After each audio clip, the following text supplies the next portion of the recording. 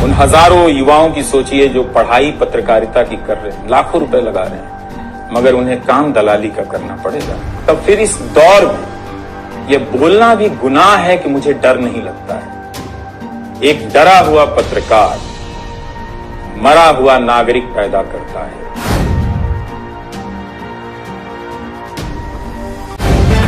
The live TV, सच सबसे आगे। नमस्कार, मैं हूं रंजीत झा और आप देख रहे हैं द लाइव टीवी। एक डरा हुआ पत्रकार मरा हुआ नागरिक पैदा करता है। यह बातें हमारे मशहूर पत्रकार रवीश कुमार ने कही। उन्होंने एनडीटीवी से इस्तीफा दिया। उसके बाद अपने यूट्यूब चैनल पर एक वीडियो मैसेज जारी किया। इस दौरान उन्होंने जो भी बातें कही, उसके बाद पूरी दुनिया रवीश कुमार की ओर देख रहा है।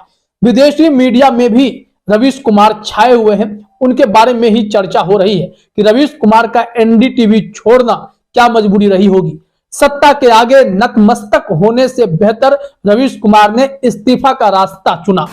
इसको लेकर दुनिया भी उनकी कायल है। विदेशी मीडिया ने भी भारत में फ्रीडम ऑफ प्रेस को लेकर सवाल खड़े किए हैं। रवीश कुमार के इस्तीफा पर अल जजीरा नामक विदेशी मीडिया संस्थान ने सवाल पूछे हैं कि रवीश के जाने के बाद भारत में फ्रीडम ऑफ प्रेस को लेकर चिंता सताने लगी है। अल जजीरा ने भी रवीश कुमार के मैसेज को कोट करते हुए खबर बनाई है और उस खबर में रवीश कुमार के बातों को कोट किया गया है और पूछा गया है कि क्या भारत में फ्रीडम ऑफ प्रेस खतरे में है। इसके लिए कंसर्न अल जजीरा ने भी दिखाया है। अल जजीरा में क्या कुछ कहा गया है उसको समझने के लिए तो सबसे पहले हम लोग ट्वीट ही देखते हैं कि ट्वीट में क्या कहा गया है। अल जजीरा इंग्लिश ने लिखा, the resignation of one of India's most popular TV journalist has sparked concern over press freedom in the country. इनका कहना है कि इंडिया के सबसे मशहूर टीवी पत्रकार रवीश कुमार का इस्तीफा देना देश में फ्रीडम ऑफ प्रेस पर सवाल खड़े करते हैं। अब सवाल खड़ा हो उठा है कि क्या होगा भारत में, प्रेस कैसे काम करेगा, क्योंकि रवीश कुमार स्वच्छंद रूप से जैसे एनडीटीवी में काम कर रहे थे, वो किस तरीके के सवाल पूछते थे वो भी हम आपको बताएंगे। लेकिन अल जजीरा ने इस चीज को नोटिस किया। विदेशी मीडिया में रवीश कुमार के छपने का मतलब है कि दुनिया की नजर भारत में पत्रकारिता के अंदाज पर है। जहां एक और धरा गोदी मीडिया बन चुका है, दूसरी तरफ अकेले रवीश कुमार तटस्थ खड़े थे। वह सरकार के आंखों में आंखें डालकर सवाल करते थे, लेकिन उनका वो मंच ही छीन लिया गया। गौतम अडानी ने करोड़ों का सौदा किया, उसके बाद एनडीटीवी को अपने कब्जे में किया। खैर, इस कब्जे को जबरन कब्जा भी कुछ लोग कह रहे हैं। प्रणव राय के इस्तीफा के बाद रवीश कुमार ने भी एनडीटीवी से निकलना मुनासिब समझा और यूट्यूब चैनल उनका सहारा बना है। इसको लेकर अल जजीरा ने खबर में क्या कुछ कहा है वो भी हम आपको बताते हैं। ये आर्टिकल इंग्लिश में है, फिर भी हम आपको हिंदी में बताते हैं। हेडलाइन में जो बातें लिखी गई, एनडीटीवी के रवीश कुमार के इस्तीफे के बाद भारत में स्वतंत्र प्रेस की चिंता। इसको लेकर खबर में क्या कुछ कहा गया है वो भी देखना जरूरी है और फिर आगे हम लोग चर्चा करेंगे कि रवीश कुमार आखिर सरकार से कैसे कैसे सवाल पूछते थे और झुकते नहीं थे।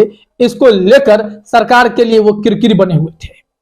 इसमें कहा गया है कि भारत के सबसे लोकप्रिय टीवी पत्रकारों में से एक जो रवीश कुमार हैं, वो सत्ताधारी पार्टी के एक अरबपति टाइकून द्वारा हाल ही में अधिग्रहित नेटवर्क से इस्तीफा दे दिया है। इसको लेकर अब देश में प्रेस की स्वतंत्रता पर चिंता बढ़ गई है।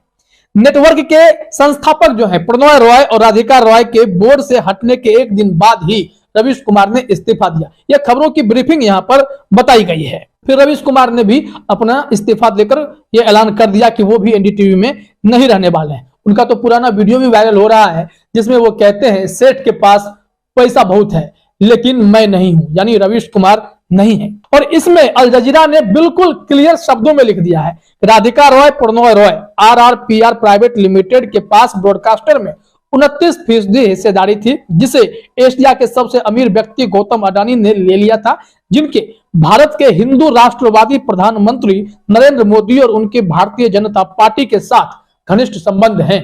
दुनिया जान रही है कि अडानी की तरक्की कैसे हुई। मोदी राज में अडानी ने जो कुराचे भरे, जो उछाल उनके बिजनेस में आया, जितने पैसे उन्होंने बनाए, वो दुनिया के अरबपतियों के लिस्ट में टॉप में चले गए हैं। टॉप 3 के अंदर उनका नाम आता है।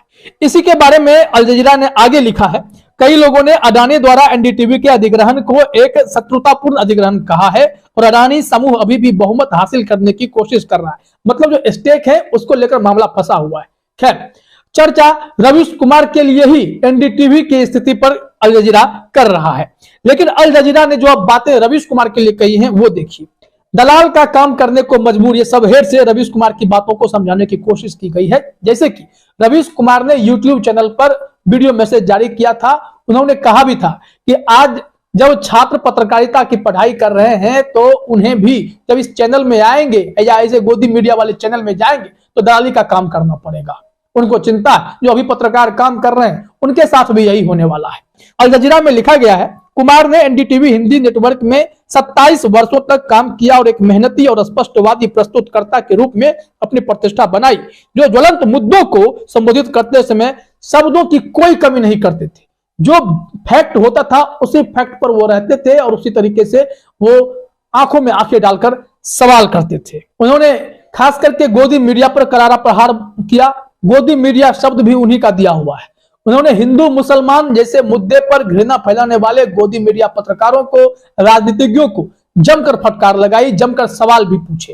तो ऐसे हैं रवीश कुमार। रवीश कुमार को रेमन मैग्सेसे से पुरस्कार मिला है, जो दुनिया का पत्रकारिता में सबसे प्रतिष्ठित पुरस्कार माना जाता है।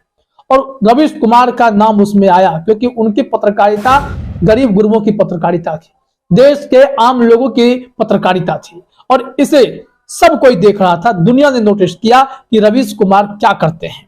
इसी पर लिखा गया है कि अल जजीरा ने कहा कि रवीश कुमार ने गुरुवार को यूट्यूब पर अपने इस्तीफे के बाद एक वीडियो संदेश में कहा, जो लोग पत्रकार बनने के लिए पढ़ाई पर लाखों रुपए खर्च कर रहे हैं उन्हें दलालों के रूप में काम करने के लिए मजबूर किया जाएगा और जो लोग इस समय पत्रकार के रूप में काम कर रहे हैं उन सभी को भुगतना पड़ रहा है। कुछ थकान महसूस कर रहे हैं तो कोई प्रोफेशन छोड़ रहे हैं। कई लोग कहते हैं कि नौकरी के लिए मजबूर करने के अलावा पत्रकार बनने का कोई जुनून नहीं बचा है।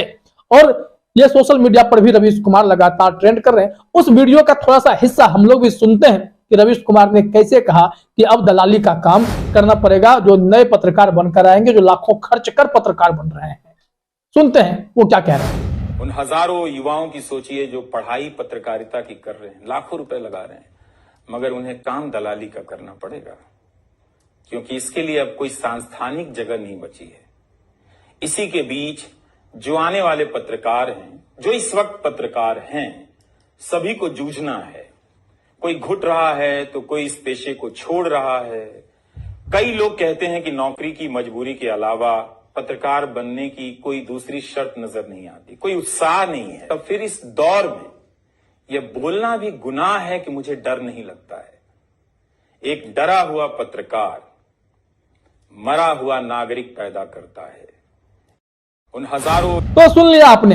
अब दुनिया भर में चर्चा है, विदेशी मीडिया को भी भारत के फ्रीडम ऑफ प्रेस को लेकर चिंता है। वैसे भी भारत का स्थान फ्रीडम ऑफ प्रेस के मामले में बहुत खराब है।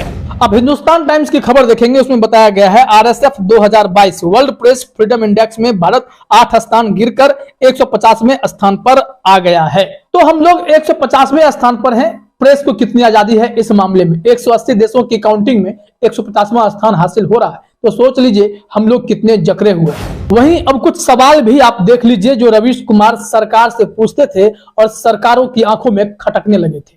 कुछ हाल ही के जो उनके जो मुद्दे थे वो देखना जरूरी है। आर्टिकल सेक्शन में अगर गूगल में भी डालेंगे तो दिखेगा आपको। क्या हमारा चुनाव आयोग निष्पक्ष है? सुप्रीम कोर्ट ने उठाए कई गंभीर सवाल। दूसरा मुद्दा, क्या सत्ता ही तय करेगी देशभक्ति की परिभाषा? आता नहीं अब डेटा से भरेगा पेट, बैंकों का डूबा कर्ज अपराध का दिखा धर्म। संजय राउत की अवैध गिरफ्तारी किसके इशारे पर? मोरबी पुल से जुड़ी कंपनी के मालिक के सपनों का भारत। भारतीय राजनीति का गुड मॉर्निंगकरण। कैसे फैला हजारों करोड़ के ड्रग्स का जाल? रवीश कुमार का प्राइम टाइम, क्या हम भारतीय लोकतंत्र में मना सकते हैं ऐसा जश्न? क्या मतदाताओं को अब इनके नाम पर प्रभावित किया जाएगा? रवीश कुमार का प्राइम टाइम, बिल्किस केस के दोषियों की रिहाई पर गहरे हुए सवाल। तो कुछ ऐसे आर्टिकल हैं रवीश कुमार के जो सवाल खड़े करते हैं और सरकार को वो चुभ रहे थे। अंत में ऐसी नौबत आ गई, मजबूरी में आकर रवीश कुमार ने इस्तीफा दिया। तो दुनिया का यह सबसे बड़ा मुद्दा बना हुआ है कि रवीश कुमार का इस्तीफा देना भारत में प्रेस के लिए खतरे की घंटी है। फिलहाल इस वीडियो में इतना ही। आप सभी का हमसे जुड़ने के लिए बहुत बहुत धन्यवाद। द लाइव टीवी, सच सबसे आगे।